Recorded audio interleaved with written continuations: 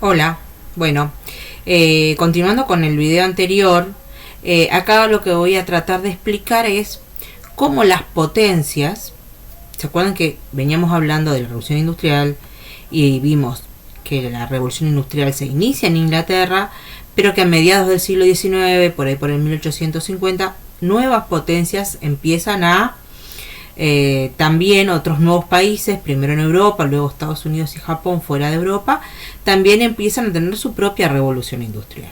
¿Ah?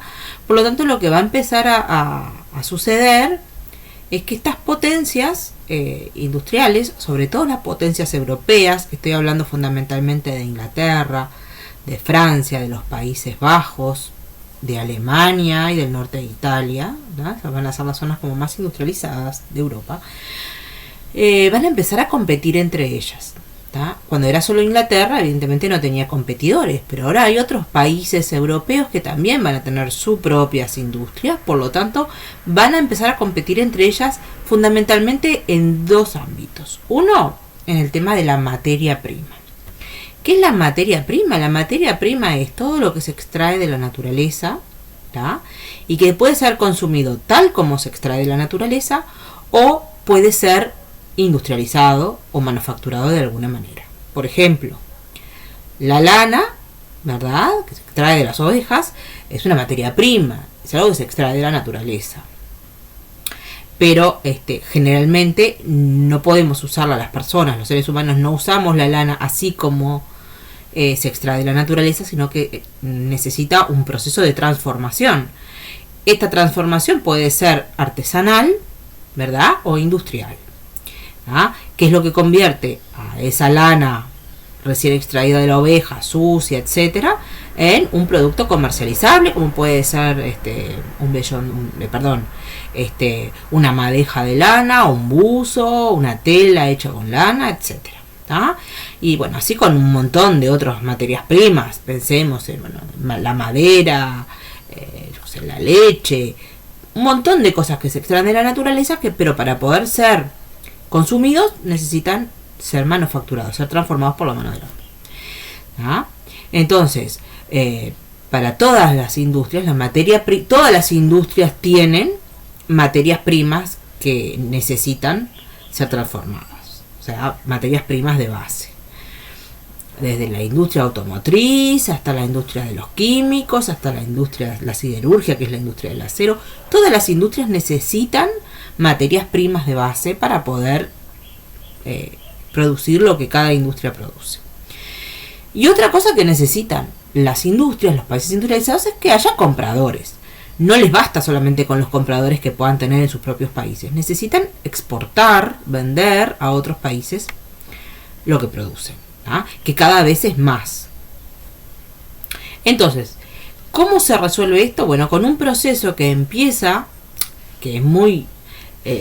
el imperialismo, los imperios existen prácticamente desde hace, no sé, casi desde la existencia del hombre en la tierra, ¿verdad? La conquista de territorios. Empecemos en el Imperio Romano, yo qué sé, en varios imperios a lo largo de la historia.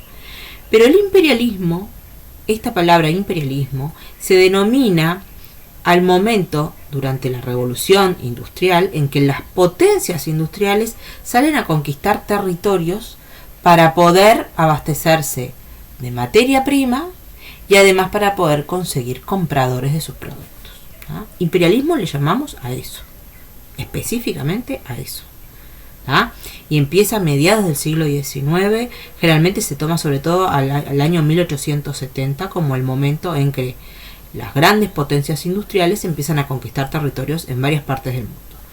El sur de Asia y África van a ser los lugares donde el colonialismo, ¿verdad?, va a ser más importante. Prácticamente a África se la dividen, ¿verdad?, entre todos y no dejan ni un pedacito de África libre, ¿verdad? Pero también existe el imperialismo económico.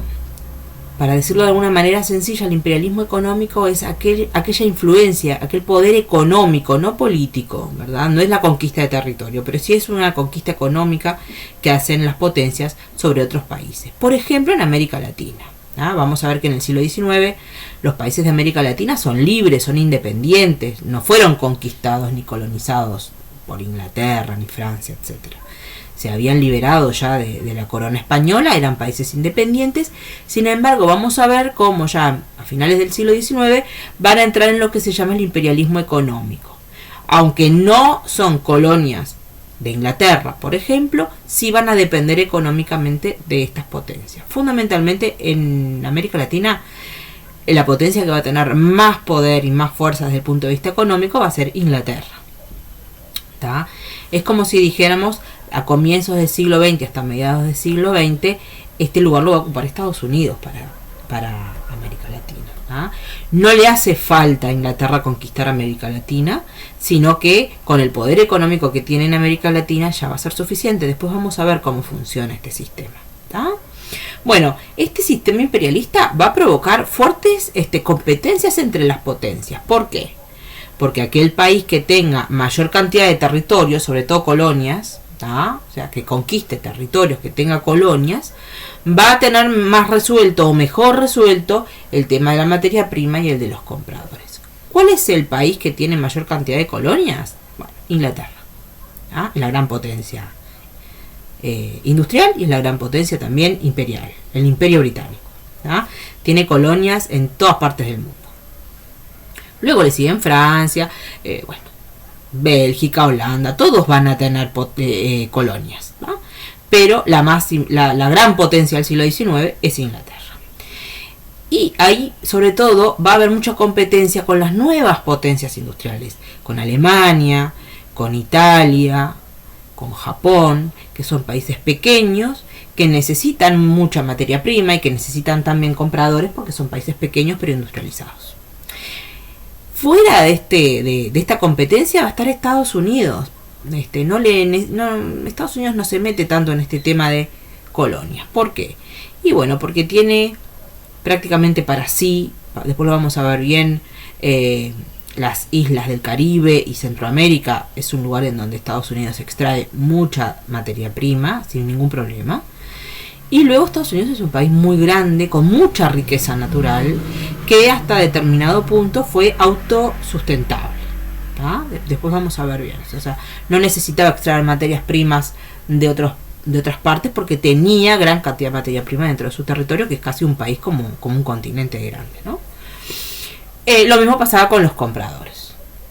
¿Tá? Estados Unidos tiene también una población muy importante, por lo tanto gran parte de lo que Estados Unidos producía lo vendía dentro de los Estados Unidos y en los países de alrededor de América Central y el Caribe. Bueno, este tema del imperialismo no solamente tiene este lado económico, ¿no? Que es muy importante para la economía de los países industriales porque les resuelve estas dos cuestiones, sino además va a haber una visión muy nacionalista y muy militarista, ¿tá? Para una potencia tener colonias es un tema de prestigio, ¿tá? De demostración de poder, ¿tá? Es como una especie de ganar la final del mundo, ¿no?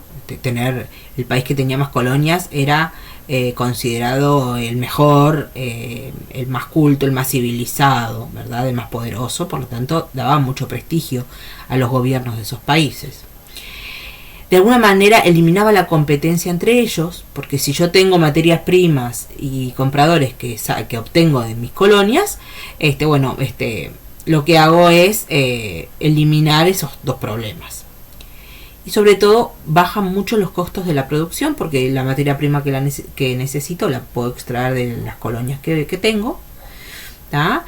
Y esto hace que estos países se vuelvan cada vez más ricos. Por lo tanto, el colonialismo, tener colonias para las potencias del siglo XIX industrializadas, va a ser algo sumamente importante.